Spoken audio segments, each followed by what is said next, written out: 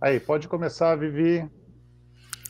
Bom, boa noite, pessoal. Desculpa da demora, mas como o Gorla estava explicando, é a nossa primeira transmissão pelo YouTube, então, bem-vindos. Vou me apresentar rapidamente. Eu sou a Viviane, eu sou formada em Educação pela Unicamp, tenho algumas pós, uma em psicopedagogia, outra em neuropsicopedagogia, sou técnica em neurometria, sou screener para síndrome de Ehlers, não sei se alguém já ouviu falar desse transtorno, e faço parte do laboratório de neurometria e atividade física lá da Unicamp com o Gorla. E faço algumas pesquisas e vai ser parte dessa pesquisa que eu vou estar mostrando aqui com vocês. Eu tenho consultório de transtornos de aprendizagem, então eu trabalho em consultório particular, tá? Quando eu não estou lá na Unicamp.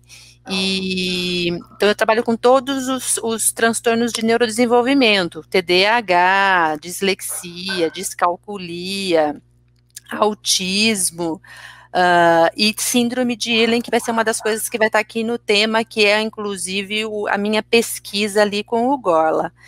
Então eu vou começar falando um pouquinho de porcentagens aí de população com transtorno de neurodesenvolvimento, e eu vou sempre linkar o que a gente faz ali, né, no meu grupo, né, eu e o pessoal ali do Laboratório de Neurometria da Unicamp, o que a gente faz para buscar mais validação, mais indícios para ter certeza, tanto no diagnóstico, para depois promover o tratamento, pensando em neurometria, tá bom?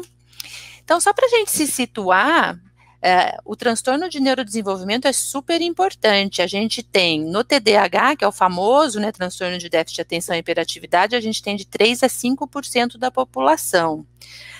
O autismo, a gente tem uma em cada 110 pessoas. Isso porque esse número do autismo ele está muito conservador, porque já estão falando em números muito maiores.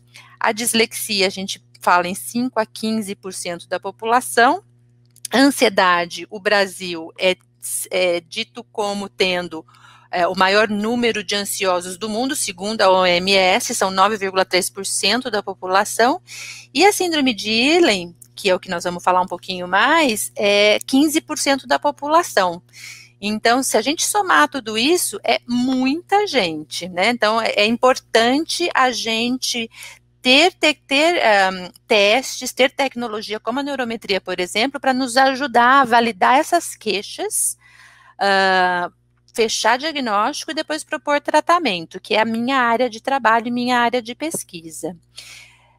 Então, quando eu coloco aqui quebrando mitos e validando queixas, é exatamente isso, porque não tem nada pior do que você ouvir, como eu escuto praticamente todos os dias no consultório, os pais chegarem e falando: meu filho é preguiçoso, meu filho não quer nada com nada, meu filho só quer jogar, o meu filho só presta atenção em jogo e não quer prestar atenção na escola, ele é vagabundo. Então, isso é terrível, né? Ou mesmo um adulto chegando falando: olha, eu acho que eu estou endoidecendo. E, na verdade, a criança, né, o filho não é vagabundo e esse adulto não está enlouquecendo. Ele, na verdade, ele tem alguma coisa, ou ele está sofrendo de ansiedade, ou ele é um TDAH, que ele não sabe que ele tem um TDAH, até porque às vezes ele não é hiperativo, então os TDAHs só desatentos passam desapercebidos. E aí, quando a gente chega e vai fazer um DLO, vai fazer os outros testes e escalas que eu uso, e a gente fala: olha, você não está enlouquecendo, seu filho não é vagabundo, você tem tal coisa, você quebrou um mito e você validou uma queixa, aquela pessoa começa a respirar melhor. Então, para mim, assim, é super. Eu fico extremamente feliz quando eu fecho um diagnóstico. Eu tomo muito cuidado para fechar diagnósticos corretos, porque a gente tem a indústria do diagnóstico hoje em dia também, né? Onde todo mundo tem TDAH e não é bem assim. Então, assim, eu tomo muito cuidado. E a neurometria é uma ferramenta importantíssima para eu fechar corretamente. Por quê? Até ainda falando um pouquinho mais do TDAH, que é mais conhecido, às vezes a pessoa ela não tem TDAH, mas ela está com os sintomas de TDAH. E se a gente descobrir algumas coisas que a gente descobre ali no DLO e muda alguns hábitos, a pessoa passa a não ter mais aqueles sintomas, né? E a gente validou a queixa e ainda resolveu o problema. Então, começando pelo TDAH, que é o mais famoso, só para quem, a maioria das pessoas o conhecem de nome, mas não sei se conhecem a fundo o que é o TDAH. Ele é de origem genética, muitas vezes é uma falha de neurotransmissores no córtex pré-frontal, então tem uma falha ali de noradrenalina e de dopamina, né? E aí as terminações não se conversam direito. Essa região do córtex pré-frontal ela acaba ficando subdesenvolvida ou ela demora muito para amadurecer, principalmente algo que a gente chama de bainha de mielina. E a hora que chega os hormônios na adolescência, as coisas acabam piorando um pouco mais, porque a chegada dos hormônios na adolescência potencializa algumas coisas que estavam meio ali quietinhas, ou só começando a incomodar, e incomoda de vez. Ela pode ser, quando ela não é genética, né, muitos TDAHs são de origem genética, a gente inclusive tem que perguntar na anamnese se já não tem alguém diagnosticado na família, mas também pode ser adquirido com fatores ambientais, como o uso de nicotina, como mulheres que ficaram expostas quando grávidas a cigarro, ou uso de drogas, quando a gente pega, por exemplo, crianças adotadas, quando os pais adotivos sabem que essas crianças vieram aí de mães que usavam drogas, a gente já sabe que nós vamos ter algum problema, alguma falha aí de desenvolvimento nesse córtex pré-frontal. Uso de álcool é o mesmo problema, crianças expostas a chumbo. Ontem mesmo estava conversando com um paciente, não conseguia achar, não achava o que podia ser, e aí, assim, mora do lado de um lixão. Não dá para eu ter certeza que esse é o problema, mas um lixão, e de repente dependendo do que é jogado nesse lixão, pode ser um ar tóxico que essa criança está respirando. Traumatismo neonatais, a gente já ouviu falar de crianças até que caem, né, na hora do parto, o médico derruba, ou partos muito traumáticos, onde realmente tem algum problema ali para retirar a criança, acaba causando um traumatismo, e a hipóxia, que é a falta de oxigênio, que pode ser ou porque demorou um pouquinho para nascer, ou porque estava com o cordão enrolado, ou alguma outra questão. Então, crianças que acabam ficando em UTIs neonatais, por conta de falha de oxigênio, que o pulmão não está desenvolvido, está com algum problema para respirar, essa falta de oxigênio é uma grande causadora de TDAH. Essa imagem aqui é interessante, nós vamos confrontar com uma próxima imagem da neurometria, que é mais interessante ainda, que mostra o primeiro cérebro aqui, o cérebro na esquerda, que é o control, é um cérebro de uma pessoa que não tem TDAH. E o cérebro do lado, né, o ADHD, que está em inglês, essa foto ela foi tirada de um documento em inglês. São pessoas com TDAH. Então, a gente vê a falha ali no córtex pré-frontal, né, onde no controle está vermelhinho, então foi acionado o córtex pré-frontal. Em quem tem TDAH, o córtex pré-frontal não é acionado, né?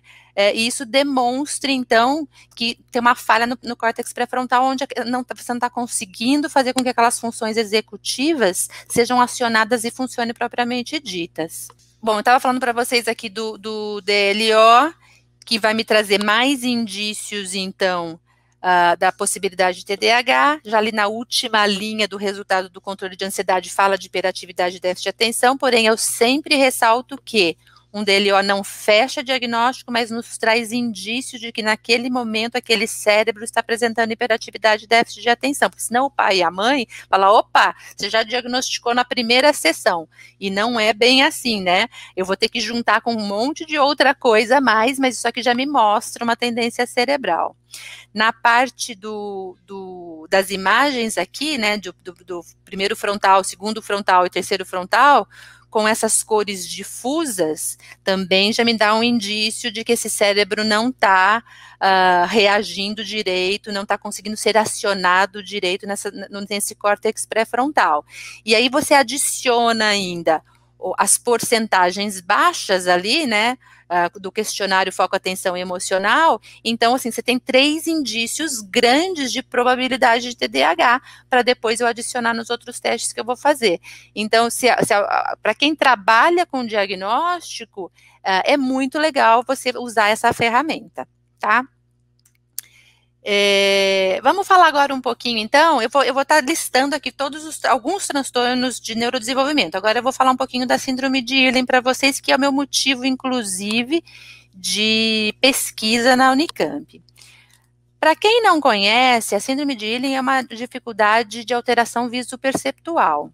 Ela é uma falha da informação que o olho manda para o cérebro. É como se o cérebro não processasse corretamente a informação que o olho mandou para ele. Então, o olho não tem nenhum problema, não adianta ir no oftalmo que não vai descobrir o que tem, porque é um problema de neurovisão. E neurovisão é uma coisa nova. Eu até sou parte da Sociedade Brasileira de Neurovisão, que fica lá em Belo Horizonte, na Federal lá, onde a gente estuda também sobre isso, e eu sou credenciada por eles para trabalhar com isso. E o mais interessante é que a maioria dos oftalmos não conseguem diagnosticar isso, porque eles estão olhando o que a gente chama de vista, né, que é o olho, e não a visão, que é essa informação que o cérebro capta. Bem sucintamente, para vocês entenderem, a síndrome de Irlen, ela ficaria quietinha, ninguém perceberia que ela existe, se não fosse por conta da luz. Até porque a gente não enxerga se não houver luz, não é verdade? A gente precisa de luz para enxergar cores, formatos e tudo mais. Porém, a vida moderna trouxe para a gente um impacto ruim, porque hoje a gente está exposto aos LEDs, né? O celular é de LED, o computador é de LED, as luzes que iluminam as nossas salas é LED, então a gente está com LED o tempo todo. E o LED, até tem essa imagenzinha aí das ondas de cores. Talvez alguém até entenda melhor do que eu, mas eu vou explicar muito rapidamente. O LED, quando ele chega branco, né, uma lâmpada de LED para chegar branca no nosso olho, ela está emanando um arco-íris de cores, tá? Porém, esse arco-íris não é um arco-íris muito bem elaborado no caso do LED, porque ele emana mais frequências do que outras. Então, tem algumas cores, ele manda mais do que outras cores. E a frequência que fica mais ou menos ali no 450, 500 Hertz, que é a famosa luz azul, que é a prejudicial e que vai dar o maior problema nessas pessoas que têm síndrome de Irlen. Então, quem tem Irlen e tem essa frequência de luz azul entrando pelo olho, acende mais esse Irlen e a pessoa fica com mais dificuldade para processar a informação que o olho está mandando para ela. E a gente vive num mundo de LED, então vocês imaginam, talvez até vocês possam estar pensando, nunca ouvi falar em Irlen, mas a gente nunca teve tanto LED no nosso olho quanto agora, né? Por isso que a gente tem que falar sobre isso. A síndrome de Irlen, ela é de origem genética, e não pula gerações pelos todos os estudos que a gente tem. Então, se um dos pais tiver, o filho pode ter, mas se um dos pais não tiver, não vai passar, porque não pula gerações. Mas ela pode ser adquirida por contusão. Então, uma contusão que não precisa nem ser nada muito forte, mas uma batida de carro, uma queda no parquinho, um jogo de futebol onde deu com a cabeça muito forte no cotovelo de alguém, essa contusão já pode levar a desenvolver síndrome de Irlen também. Os sintomas, eles se misturam aos sintomas do TDAH e da dislexia e da ansiedade, tá? Então, quem tem síndrome de Irlen tem dificuldades atencionais, tem alta ansiedade, tem alta fotossensibilidade, um problema com luz, cefaleias e enxaquecas, dificuldade com matemática, um probleminha de lateralidade, a lateralidade não funciona no campo periférico, é reduzido, e um probleminha com profundidade. Eles não medem direito a profundidade. Como tem esse probleminha no campo periférico aí reduzido e profundidade, essas pessoas acabam sendo desastradas. Então, elas ficam com a coordenação motora um pouquinho com problema. E é esse o motivo que me levou, inclusive, para a Faculdade de Educação Física com o Gorla, porque pessoas com síndrome de Ehlers, elas têm problemas de coordenação. Então, é isso que a gente está estudando aqui. Desculpa, a gente baixei um pouquinho, porque 2 cachorros apareceram aqui querendo uma bolinha que estava embaixo de mim, mas já está resolvido. Continuando, só para exemplificar, pessoas com síndrome de Ehlers, então, elas vêm com distorção. Aqui tem 2 exemplos de distorções para vocês, né, que óculos não resolveriam, mas sim as intervenções com lâminas coloridas ou com filtros que resolveria esse tipo de distorção, tá? Tem outras mais distorções, mas essas aqui são 2 distorções importantes, por isso que acaba se confundindo com dislexia. Aliás, daqui a pouco eu vou falar um pouquinho de dislexia, mas algumas pessoas advocam que existe dislexia visual e eu acabo não concordando com isso, porque dislexia é de ordem fonológica. Então, quando a gente está falando em dislexia visual, muito provavelmente a gente está falando em síndrome de Ehlers, mas não está dando o devido nome a ela, tá? Porque realmente é muito parecido. E é possível você ter dislexia e Ehlers, ou um ou outro. Um padrão neural, aqui, isso aqui é um PET scan, um padrão neural de síndrome de Ehlers, é esse aqui que está em vermelhinho. É um cérebro que, quando você vai requisitá-lo para qualquer coisa que seja, para escrever, para ler, para ver uma imagem, em vez dele acender somente aquele local que foi requisitado, só acender córtex pré-frontal, só acender a parte direita ou esquerda, ele acende inteiro como árvore de Natal. Por isso que essas pessoas ficam com muita dor de cabeça, muito cansadas e muito ansiosas. Então, são pessoas cujo cérebro é extremamente usado, ele fica muito cansado por ter esse padrão neural muito hiperativo quando está sob luz, tá? Aí entra a pesquisa que eu estou fazendo, e eu estava buscando um marcador. Na verdade, eu não estava buscando um marcador, mas eu estava. Eu tenho muito paciente com Ehlers, porque eu sou muito conhecida pela síndrome de Ehlers, e aí eu comecei a fazer DLO nos meus pacientes. E eu falei, poxa vida, mas todos meus pacientes com síndrome de Ehlers, que já estavam diagnosticados com síndrome de Ehlers, tem um probleminha aqui no axial. Dava sempre cor difusa na imagem e sempre uma porcentagem desorganizada ou baixa. Isso eu posso dizer para vocês que praticamente 95% dos casos aparece esse padrão. Se a gente lembrar, tem N coisas que a área axial ela é responsável, né? Mas uma das coisas é uma coordenação mais desastrado e tal. E aí tem a ver com aquela parte da coordenação que a gente já mencionou.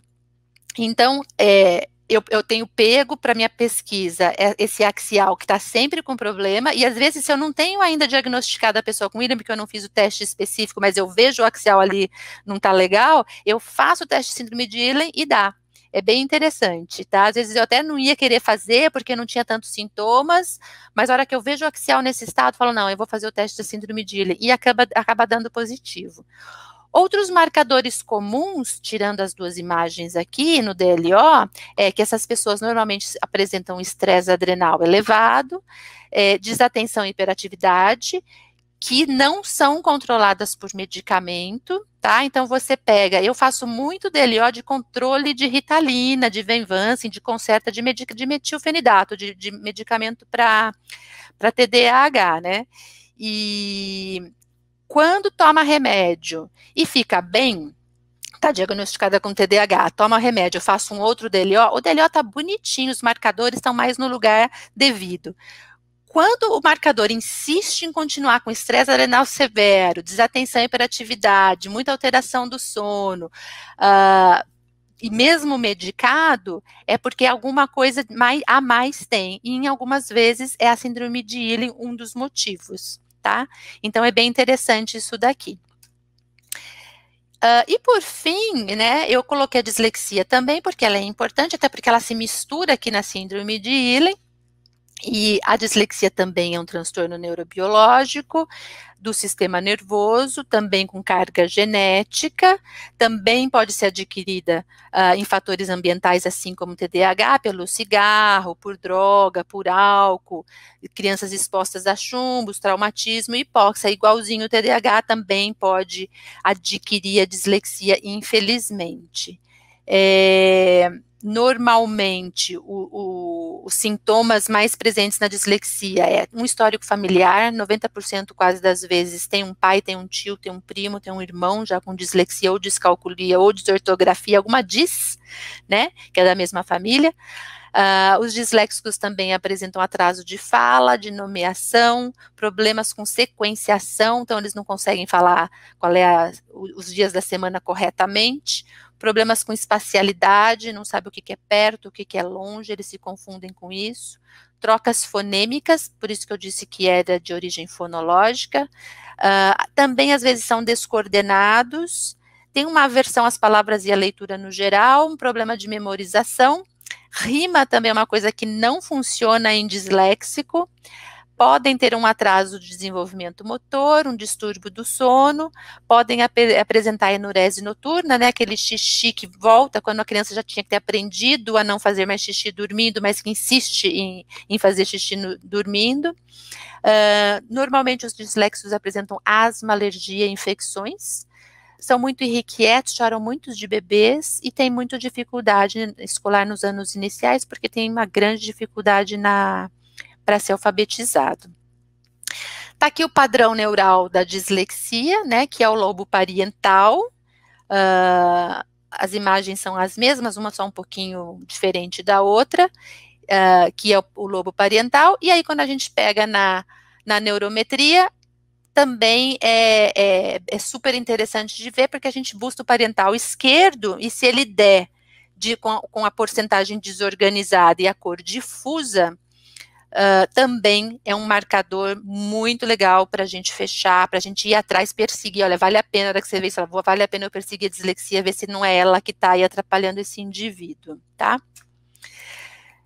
É mais ou menos isso que eu queria mostrar para vocês, que é parte do que a gente faz aí no grupo de pesquisa em neurometria funcional e atividade física, né, a minha parte, mas que o Gorla, a Jéssica, a Nay, a Eliana, tá todo mundo envolvido, a gente faz outras coisas, mas a gente queria mostrar esse primeiro momento para vocês. Ok? Vou parar de compartilhar aqui com vocês para a gente conversar um pouquinho.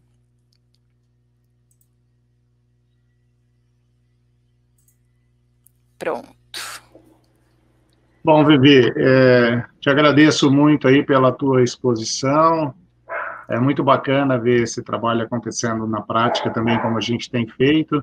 Mas eu vou pedir agora, acredito que a maioria que está aqui com a gente assistindo também está com o link do Meet, para que a gente volte lá para o Meet e a gente encerra a gravação aqui. Tudo bem? Então, aguardo Legal. você novamente lá no Meet. Muito obrigado, Vivi. Obrigado, desculpa aí, pessoal, pela nossa primeira experiência, mas acredito que deu tudo certo. Então, voltamos lá para o Google Meet.